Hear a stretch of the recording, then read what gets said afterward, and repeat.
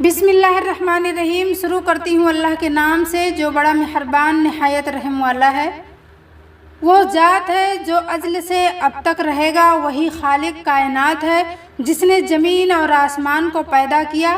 اس کی قدرت ہر شے پر حاوی ہے، ہر ذرے میں اس کا نظام اور رواں دواں ہے، نہ وہ سوتا ہے نہ تھکتا ہے۔ تمام تعریفیں اللہ کے لیے ہے جو رب العالمین ہے، وہی رزق دینے والا ہے، وہی رحم کرنے والا، جو دلوں کے راز جانتا ہے اور ہر پکار سنتا ہے۔ اس جیسا کوئی نہیں، وہ یکتا ہے، بے نیاز ہے۔ اللہ نور ہے، اللہ عدل ہے، اللہ رحیم ہے، اللہ عظیم ہے۔ اللہ اکبر، اللہ اکبر۔ جب ہم چھوٹے تھے ہمارے ابا جی اللہ کی بڑائی بیان کرتے تھے۔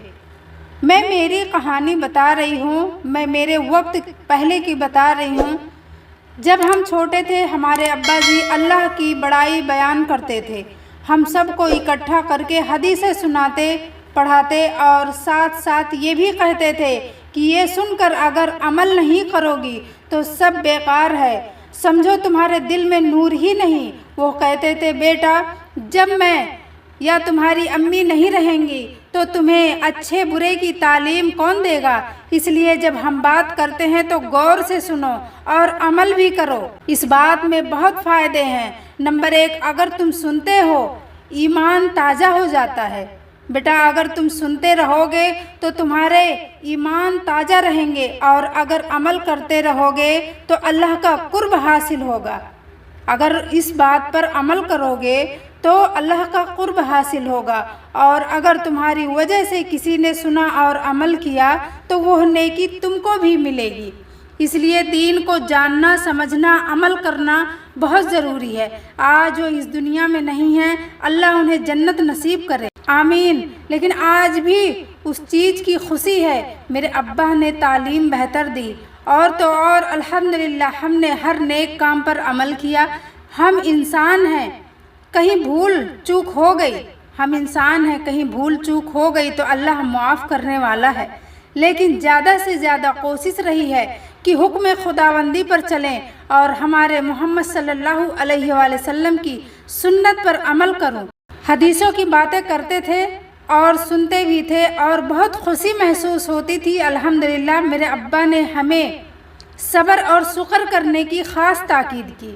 صبر اور شکر سے مراد ہے اللہ نے جب قرآن میں لکھ دیا ہے کہ میں نے اپنے بندوں کو دولت دے کر آزماؤں گا، اللہ نے جب قرآن میں لکھ دیا ہے کہ میں اپنے بندوں کو دولت دے کر آزماؤں گا، دولت لے کر آزماؤں گا، عزت دے کر آزماؤں گا، عزت لے کر بھی آزماؤں گا۔ اللہ نے لکھا ہے قرآن میں کہ اے میرے بندو میں پھلوں کی کمی سے بھی آزماؤں گا۔ اللہ نے یہ بھی کہہ دیا ہے کہ نماز اور قرآن سے صبر حاصل کرو۔ بتاؤ کوئی ہے ایسا جو تمہیں سکون کا راستہ دکھائے؟ ہے کوئی جو تمہیں بھلائی کا راستہ دکھائے؟ ہے کوئی تمہارا جو نقصان ہونے سے پہلے تمہیں کوئی آگاہ کر دے؟ دنیا تو فریبی ہے، یہاں کے لوگ صرف اور صرف برائیوں میں دھکیل دیں گے، لیکن اگر تمہیں کوئی برائیوں میں دھکیلے یا دھکیلنا چاہے تو ذرہ برابر فکر نہ کرنا۔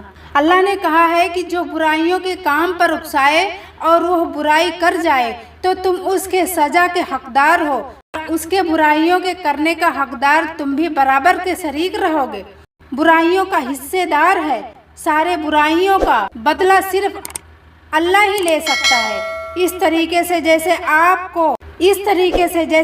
کو دیا گیا ہے۔ ہر اس گناہوں میں وہ شخص شامل ہے جو وہ کروانا چاہتا تھا۔ اللہ نے کہا ہے برے لوگوں کے ساتھ رہو گے تو برے بنا دیے جاؤ گے، اور اگر تم اچھوں کے ساتھ رہو گے تو اچھے بنا دیے جاؤ گے۔ جیسا کہ میرے ابا ہم لوگوں کو اچھی اور بہترین باتیں بتاتے تھے، ویسے ہی اگر آپ بہتر باتیں کرتے ہیں تو آپ دین کا کام کر رہے ہو۔